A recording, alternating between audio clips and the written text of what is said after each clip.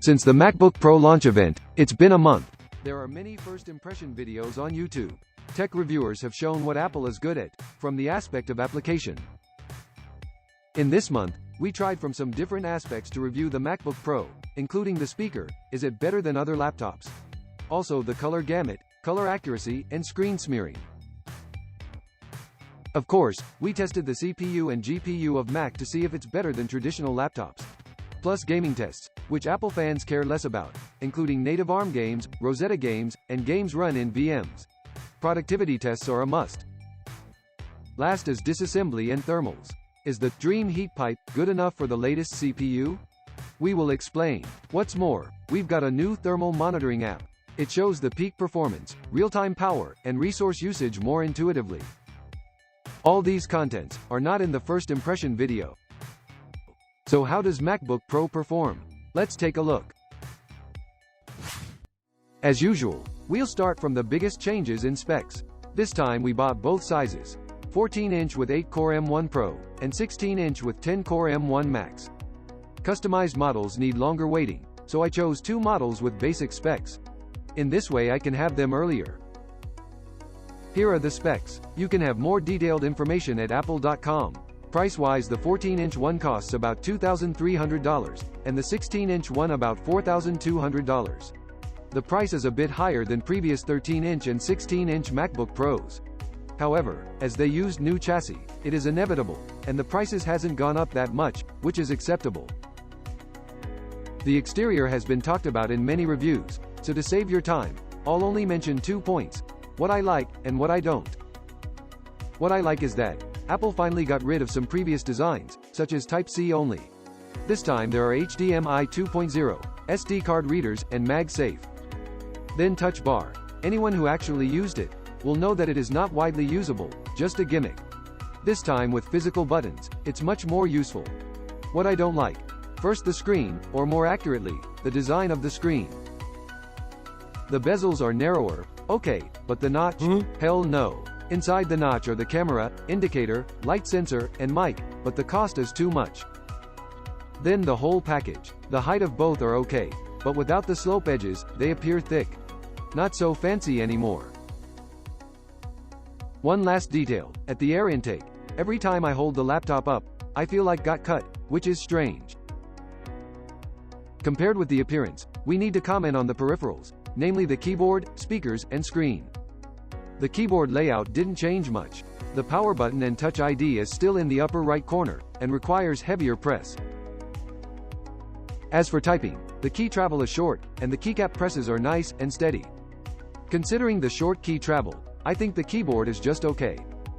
As for the touchpad, it's still large. Its feel is the best among laptops.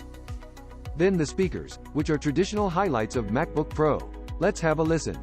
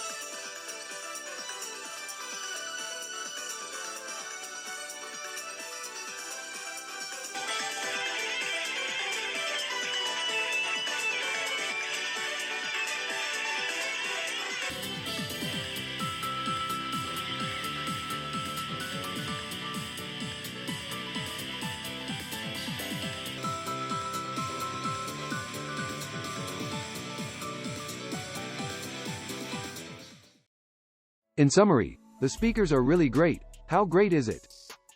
This is Razer Blade 17, which costs $5,300, and Alienware X17R1, which costs $7,400. They cannot outperform the MacBook Pro in the speakers. Laptop speakers are usually worse than professional headphones and amplifiers. But MVP outperforms these two gaming laptops, in all aspects of low, medium, and high frequencies. Among all our reviews, only ROG Zephyrus 5 Plus can catch up with MVP. However, MacBook Pro is still better. It has better performance for voice and instrument like piano, and even better bass effect. Noticeably, this is limited to laptops only. If you compare it with hi-fi headphones, and ask my opinions, then the MVP loses. Laptop speakers are still not good enough, especially when playing rock music. As the space is limited, larger speakers will not fit in. The last peripheral test is for the screen. The new MacBook Pro has a mini LED screen. It is not the first one with mini LED. MSI Creator 17 and Acer Predator Helios 500 both use it. Seen from the specs, the resolutions are 3024x1964 and 3456 by 2234. The brightness and contrast are the best, and the refresh rate is 120 Hz. The color coverage is over 98% DCI-P3. The color volume is just over 100%. In color accuracy, in sRGB standard, the average delta E is around 0.3, and maximum delta E around 1. In screen P3 standard, the average delta E is less than 0.5, and maximum delta E around 2. Excellent. So are the brightness and uniformity. Even it's hard to optimize mini LED screens, Apple never lets anyone down. In default, the max brightness of the 14-inch one at center is 490 nits, and 450 nits on the edges. The 16-inch one performs better. The max brightness at center is 510 nits, and 476 nits on the edges. The uniformity tests are all passed. Besides, Apple declared 1000 nits of sustained brightness, and 1600 nit peak brightness. But this is only visible when screening HDR contents. We have recorded some HDR contents here for you.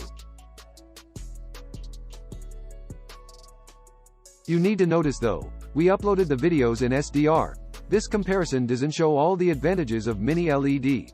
In real life, the effect is even more shocking. Besides brightness, the refresh rate also got higher, from 60 Hz to 120 Hz. Apple uses the promotion adjustable refresh rate, similar to iPhone and iPad. This means the screens adjust the refresh rate according to the frame rate of the current content. To my eyes, the screen effect is smoother, especially for moving animations, such as two-finger scroll on the launchpad. The change is obvious. However, the response time is still longer than gaming laptops. Screen smearing is obvious. As 14,880 Hz PWM dimming is used, the waveform is abnormal and no data is available. We used a camera to record the animations, just for your reference. Overall, the screen lives up to my expectations. High resolution, high brightness, wide color gamut, high refresh rate and excellent uniformity.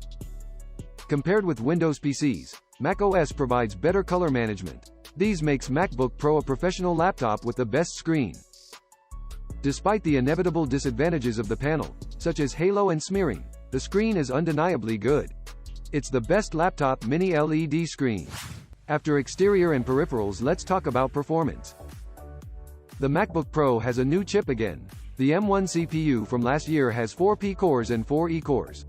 The full M1 Pro now has 10 cores, 8 P cores and 2 E cores. Why did I say full? Because the basic version lost 2 P cores, and has only 6 P cores and 2 E cores. Same thing as the M1 Max basic version. The E-core clock speed is 2064 MHz, and P-core is 3228 MHz. In the Cinebench R23 test, they had almost the same single-threaded scores, around 1500, a little higher than i7-11800H at full clock, and 12% higher than R75800H. The highest clock speed for M1 is only 3.2 GHz, far lower than i7-11800H's 4.6 GHz and R75800H's 4.25 GHz. This means the IPC of this Apple-developed CPU does have an advantage. In multi-core performance, compared with M1, as M1 Pro and Max have more cores, 8-core M1 Pro scored 9,572, and 10-core M1 Max 12,359.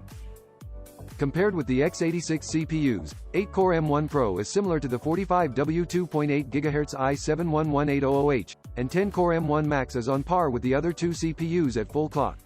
But if all at full clock, M1 Max only has 28W. M1 Pro is even lower, less than 22W. But x86 CPUs have 3 times more power than M1. R75800H reached 80W, and i7-11800H 100W. The GPU improved a lot too. The full M1 Pro has a 16-core GPU, while the M1 Max a 32-core GPU. They have basic versions too. M1 Pro has a 14-core option, and M1 Max a 24-core option. The maximum clock speed is 1296 MHz, the same as last year.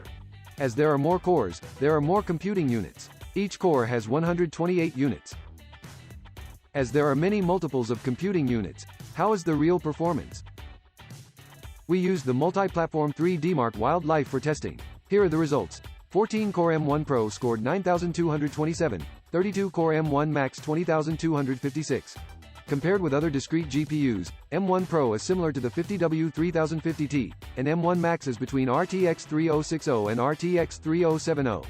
We can see that with more cores, M1 Pro and M1 Max can catch up with entry-level mid to high-end laptop discrete GPUs.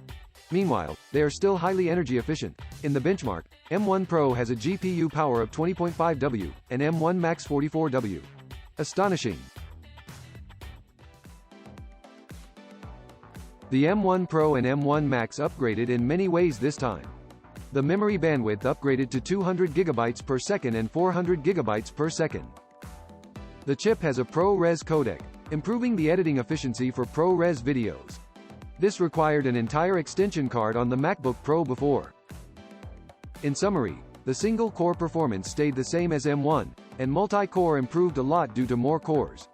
IGP's performance improved a lot because of more computing units. High memory bandwidth is also possible due to more cores. What's more, the power is still far better than x86 CPUs. To be honest, this society has the best IGP and power for consumer laptops. However, in real application scenarios, how does the MacBook perform? We have to talk about the love-hate macOS. Since M1, Apple chips have changed from x86 to ARM architecture. Apps based on the old one no longer work, and the OS needs a translator to ensure all apps can still run. Thus, Rosetta 2 is introduced. After 1 year, with native apps, including Universal and Rosetta, almost all Mac-compatible apps can run on macOS. Notice 2 points. First is, almost all can run. This means ARM native apps are widely available. Adobe PR has an ARM native version since long ago. In Puget bench tests, MacBook scored higher than flagship Windows laptops. Especially in the playback test, the score is really high, which means higher decoding efficiency and smoothness. This is thanks to the built-in decoders of M1 Pro, M1 Max. For other video editing apps such as DaVinci and Final Cut, you might have seen the amazing improvements in other first impression videos. As I'm not professional in video editing, I'll leave this part to yourselves.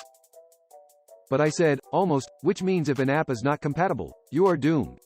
For example, A is still translated by Rosetta. Even with a beta version just launched, its C4D component still runs through Rosetta. That's why its test wasn't completed. The release version performed just okay in the tests, because translated apps perform worse than native apps. The new version of A supports multi-core acceleration, and it is much faster on x86 computers than before. This applies to games as well. I only found World of Warcraft, which supports M1 natively. This year the performance got better. On the 14-inch MacBook Pro with default full resolution, when killing Murloc the frame rate is between 80 and 90, 73 at least. If the resolution is lowered to 2K, the frame rate goes up a bit more. The 16-inch does a better job. It reached 130 FPS at native resolution, and 103 FPS at least, and even higher when the resolution is 2K. Compared with Windows, gaming laptops with R75800H and 130W 3060 reach 230 FPS under 2K. This is to say, if the games are compatible, both MacBook Pros can perform like entry or mainstream gaming laptops. However, apart from World of Warcraft, it's really hard to find another compatible native online game. If using Rosetta, the performance is poorer. For CSGO in native resolution, M1 Pro reached 113 FPS, and M1 Max 127. If the resolution is lowered to 1920 x 1200, the numbers go up to 134 and 148. This is poorer than entry gaming laptops with i5 plus 3050. So we can see translation causes a lot of loss. Apple's two SoCs seem to fail to live up to the expectations for games. It's the same with 3A games. For Shadow of the Tomb Raider, in the translation environment, with 1200p and highest settings, M1 Pro reached 43 FPS, doubled from 20 FPS of last year's M1, still only playable in lower settings. M1 Max reached 80 FPS. To run in the 3 Kelvin's native resolution, only 34 FPS. Another key point is Mac compatible. Even if the M1 series chips are so strong, they are still limited by macOS, especially after the architecture change, the restrictions tighten. Before, for incompatible software, you can use Boot Camp to install Windows.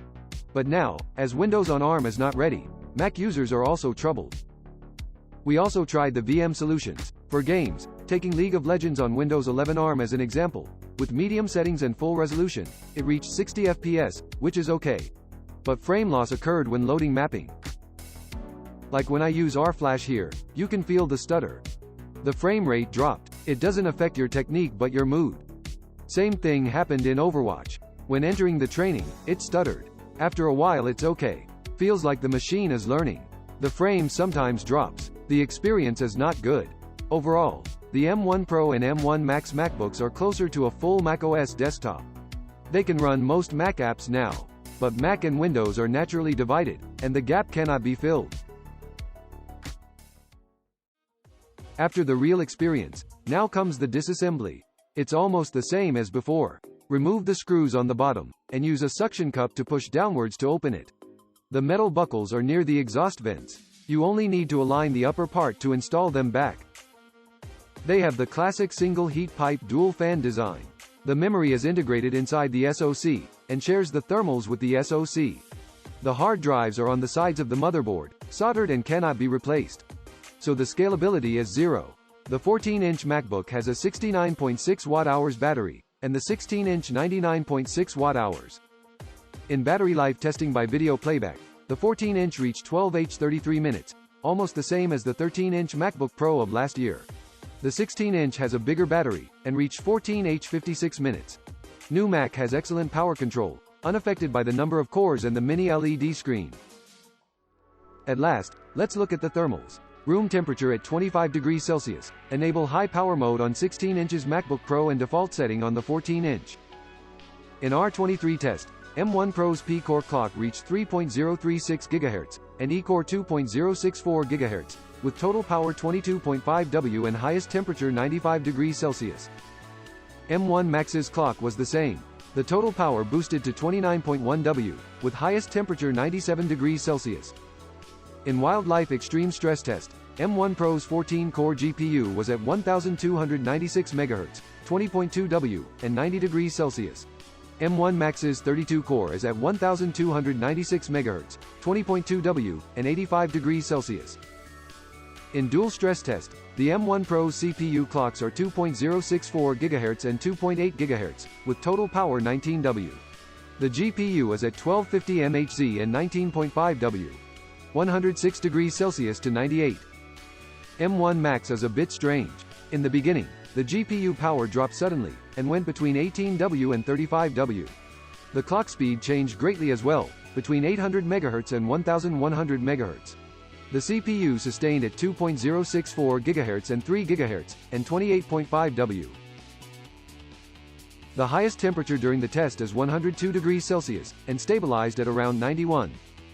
Next is surface temperature. The highest temperature on the 14-inch is at the keyboard center, 51.4. Luckily the area is small. Most keycaps are below 40 degrees Celsius. The 16-inch is much cooler. The hottest keycaps are 42 degrees Celsius, also in the center. In terms of backside temperature, both are similar. The noise. The fans of the 14-inch sustained at the highest speed in stress test and the noise is 49.8 decibels. The fans of the 16-inch went fast and then slowed down.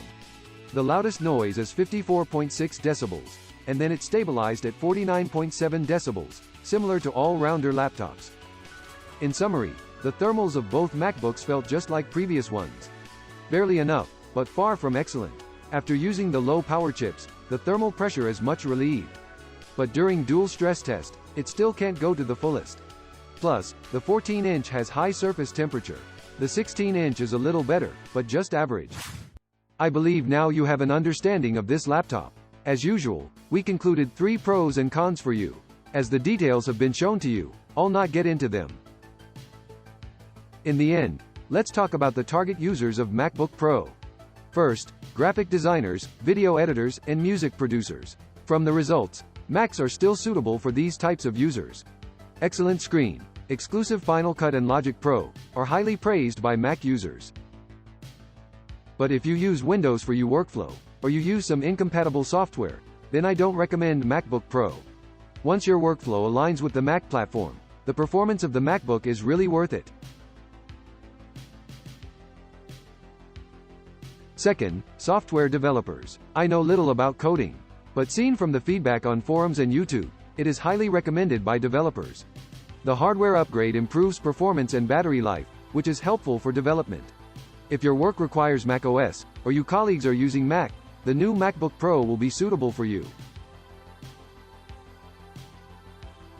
Third, electronics fans. There have always been such users. They get the new iPhone ASAP every year, and their Apple Watch must go with Hermes band. Even their top-end 28-core Mac Pro has wheels.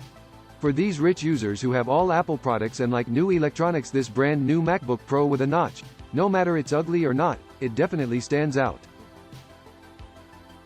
Now, let's talk about for whom the MacBook Pro is not suitable. First, gamers. We have to admit, phone is the main device for most people, and not all people have a laptop. Among the people who have a laptop, many are gamers. For these players, as strong as the Mac is, the compatibility and optimization are far behind. So MacBook Pro is not for them. Second, users who rely on Windows, including but not limited to bank workers, accountants, and college students. You cannot install Windows on the new MacBook as before, so if you need Windows, I don't recommend MacBook Pro. The USB key that bank worker and accountant use cannot work on macOS. And for college students, even if you study so hard, and don't play games. If all your classmates use Windows and your professor asks you to download a free software for homework, what are you going to do? Let alone many online exam pages that can only be accessed from 360 safe browser. With a Mac that cannot install Windows, you can't do anything. So, if you need Windows, no matter how strong the new Mac is, I don't recommend it. Just buy a PC. Third, users who need portability, such as office workers. The new MacBook Pro is 1.6 kilograms, about 250 grams heavier than previous 13-inch MacBook Air and Pro.